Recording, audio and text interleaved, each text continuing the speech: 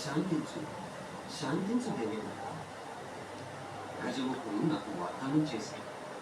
అతను తన శక్తిని దురుపయోగం చేయను.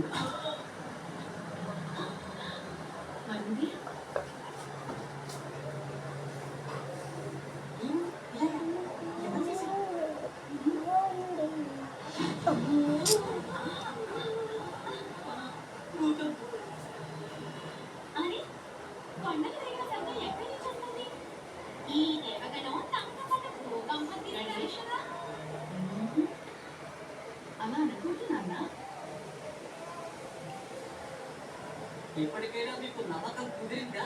ఈ పద్ధతి చేస్తున్నది మీ శిష్యుడు గజాముఖుడని. ఏంటి ప్రభు, మీరు తొందరగా ప్రసన్నమైపోతారు. దీని గురించి అయితే భయపడ్డాను, వదిలేసి ఆ గజముఖుడు నా మాటను అంగీకరించకుండా పెద్ద తప్పు చేశాడు. మీరు భయపడకండి, నేను వాడి తప్పక గుర్తు చెప్తాను. బాబు గణేశ, ఏంటి నాన్నగారు? ఆ దుష్ట రాక్షసు గజముఖుడికి నువ్వే గుర్తు చెప్పాలి.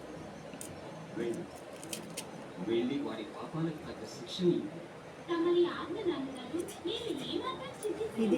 నేను ఇప్పుడే వెళ్ళి ఆ రాక్షసుడికి బుద్ధి చెప్పాను. కానీ ప్రభు, కానీ ఒక్కడితో ఎలా?